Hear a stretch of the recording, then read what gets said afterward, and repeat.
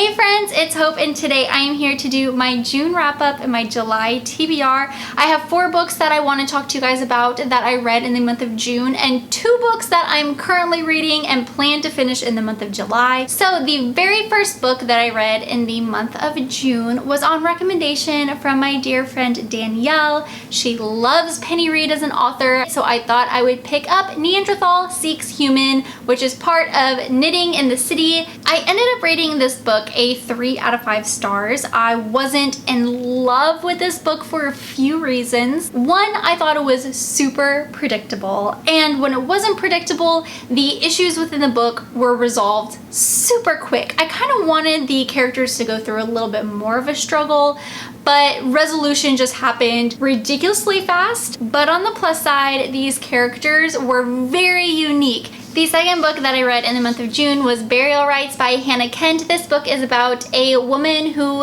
has been accused of murder, and before she gets put to death, she gets sent to live with this family, and as she's living with them and attending to their farm, the family gets to know her a little bit. They start to question if what she's being accused of is actually true. Dun dun dun! Anyways, I ended up reading this, and sadly I didn't love it. I ended up rating it a 3 out of 5 stars as well, but if I was to be honest, it was more like a 2.5 for me. The writing is very beautiful, but I felt very disconnected from these characters. And I'm a character-driven reader. If I'm not connected to the characters and feel no empathy for them, just any connection to them in general, I typically do not enjoy the read, and unfortunately that was the case for me in this book. This book is very haunting, it is very deep, it is heart-wrenching. I think this book was based off of a true story. I could be wrong about that, so don't hold me to it. But I did want to see what was going to happen to our main character, if she was going to live or if she was going to be put to death. After that, I picked up You Really Got Me by Erica Kelly. My girlfriends Blair and Danielle read this series and really loved it, and I knew I was going to need a new adult read. It follows a character named Emmy who is a rising management star, and she wants to manage a team of musicians, and she has sworn off all relationships with rock stars because she has been burned in the past. But of course, things start to change when she decides to start working and managing her brother's rock star group, and there is a very handsome, very swoon-worthy, very mysterious bad boy named Slater who just completely gives her a run for her money. I ended up rating this book a 4 out of 5 stars, and the last book that I read in the month of June was The Rosie Effect, and this is book 2 in the Rosie Project. It picks up directly after the Rosie Project ended, so it follows Donna and Rosie's life post them getting together. I can't say anything more other than the fact that I thought the Rosie Project was wonderful. I loved it so much, but I did not feel the same for this book.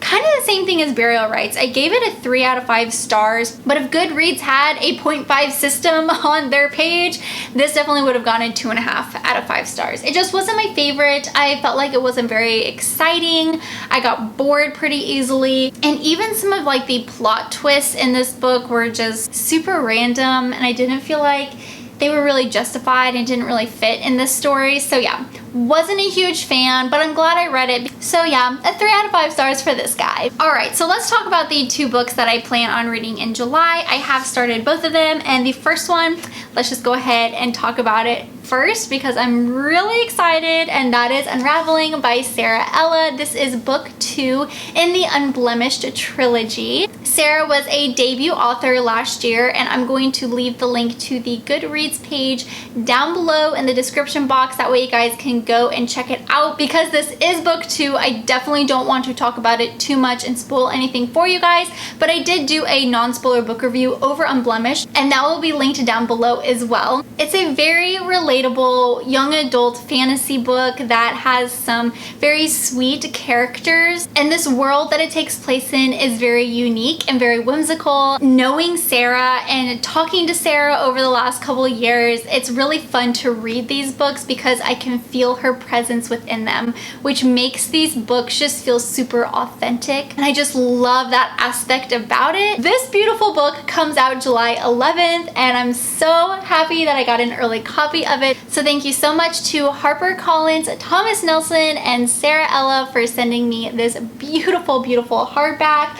Also, this book does have a very tasteful love triangle, and girl, I am a team Kai. The next book that I'm going to be reading this month is Brain on Fire by Susanna Callahan. This book actually follows Susanna. She talks about a point in her life where she literally had lost it all. She had lost her identity. She was going through these manic episodes. She was hallucinating, having seizures, could not remember anything. She was on the brink of her career working for the New York Post, I believe. She had a supportive family, a really great relationship, and literally one day things just changed for her. This book follows that process and journey as she's trying to regain those memories, figure out what's going on with her, and just building her life back up and trying to regain her identity. This is super frightening to read because it makes you realize something like this could literally happen to anybody. One day you could be completely fine, and the next moment your life could just be flipped upside down. I'm not gonna lie, this book is a little bit of a struggle to read because you see this girl, she's so helpless and she has no idea what's going on in her mind and with her body, and everyone around her is completely clueless and lost as well. So I just really hope this has a happy ending. I'm assuming it does since she wrote this book, so hopefully that's not a spoiler, but you know. Anyways, Brain on Fire is giving me a run for my money. I'm like up and down with this book. I can't really decide if I like it, if I don't. Yeah, so I will continue on reading. I'm halfway through, and of course I will give you my final thoughts at the end of July. Anyways, that is going to wrap it up for today's video. Thank you guys so much for watching. I hope you guys have a wonderful day, and I'm sure I will see you soon. Bye!